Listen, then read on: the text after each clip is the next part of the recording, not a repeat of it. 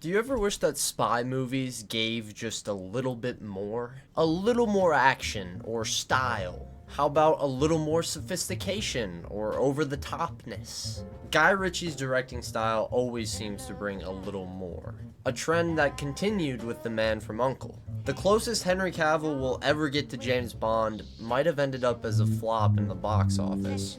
But for me, it's a less than restrained spy film that commits to the bit so hard, it never feels cheap. I loved it, and if you don't, I think I get why. The introduction gives us what we've all been waiting to see. Suit-wearing, comb-over Cavill. A polished-looking man with an eye for his surroundings. The guy is the definition of suave.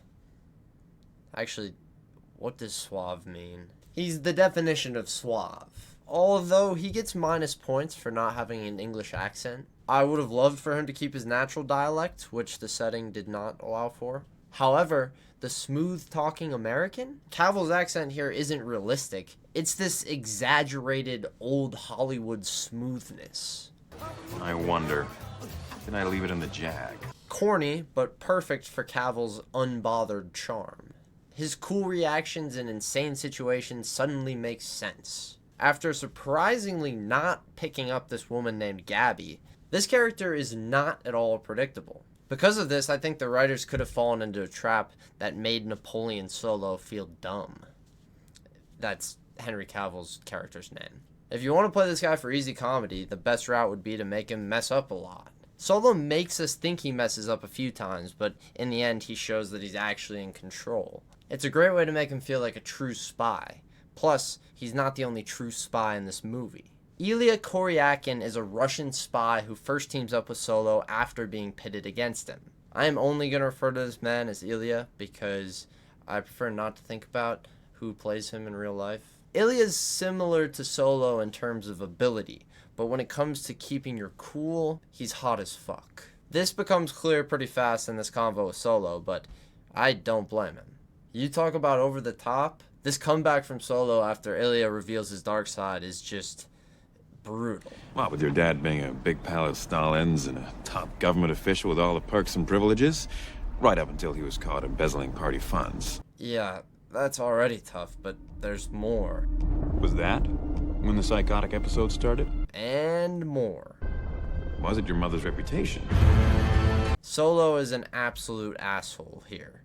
But don't worry, these guys will be friends soon. For now, though, the men argue about everything, including clothes. This conversation about outfit pairings shows an aspect of the dialogue in this film that I enjoyed the whole time. So many characters have conversations about things that are seemingly adjacent to the plot. These convos build up our characters not by explicitly stating how things are, but showing us who the characters are based on their reactions to stimuli. In the dress scene, it's played for comedy, which is a perfect way to fit this style. Two bougie men arguing about women's fashion. I think this trend is exemplified with the rivalry between Solo and Ilia. Every scene is a power struggle, almost always in a comedic way. I'm not sure if this style is a common Guy Ritchie thing, but it works so well for this movie. And honestly, so do the flashy chyrons and lens flares that come out of nowhere, though I'm sure those are common Guy Ritchie things. The best moment of Guy Ritchie's touch, I feel, comes in the action scenes. One in particular sums this up with ease, effectively creating my favorite moment in the film. Solo sits in a car watching Ilia drive the boat and finds a nice little picnic basket next to him. A little wine, a little sandwich, and a little music. Gives us a great big moment of saving Ilia.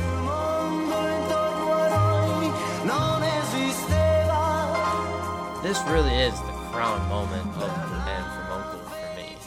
for me. You can hear I'm getting choked up with that voice crack. The comedy watching Ilia, the elegant meal of Solos, and the many lens flares leading to a crescendo and a saved life. Here's to movies. The rest of this movie seems like a speed run of all the things you could do to take each element to the next level. First example, the torture scene.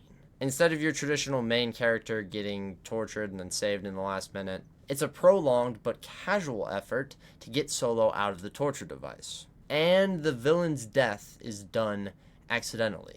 It's not the normal route, but it's not about realism for Guy Ritchie. It's about entertaining the extreme. Second example is getting more big spy energy with Richard E. Grant blessing our screen. He also comes in to explain the double agent plot. Or what would it be called? A triple agent? Quadruple? Basically, Gabby acted like a double agent to get close to her dad, whom we were after to eventually stop a bomb. Oh yeah, sorry for just now explaining the plot. That's besides the point. Gabby faked that she was a double agent to our two heroes and then revealed herself as a double agent in the end. Since we're on Gabby, a third example of ramping up story elements was the relationships. You get both sides of the coin when it comes to wanting women or not. One very confident, one very reserved. Can you guess who? Honestly, the fourth thing is just the rest of the third act here. Everything that you could possibly add to the flashy, artsy, stylistic, over-the-top, or whatever you want to call it, it all comes out here.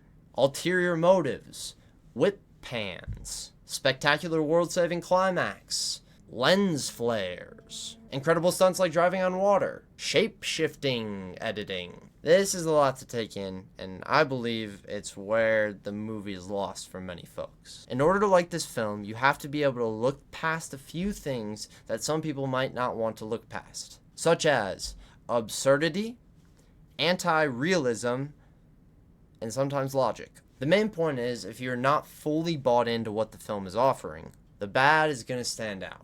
Even on a rewatch, trying to look at this movie analytically, I could feel the corniness going too far at points, or comedy being placed too close to serious moments. I could also feel the stretch of how far the absurdity goes for what's technically a period piece. The difference for me is the constant commitment to the bit. The willingness to go so far removed from what you might expect from a person or situation to the point where it doesn't just surprise you. It captures you in a world of cartoonish chaos. A world that can effortlessly walk the line of serious and comedy because it can go anywhere. It proves that over and over.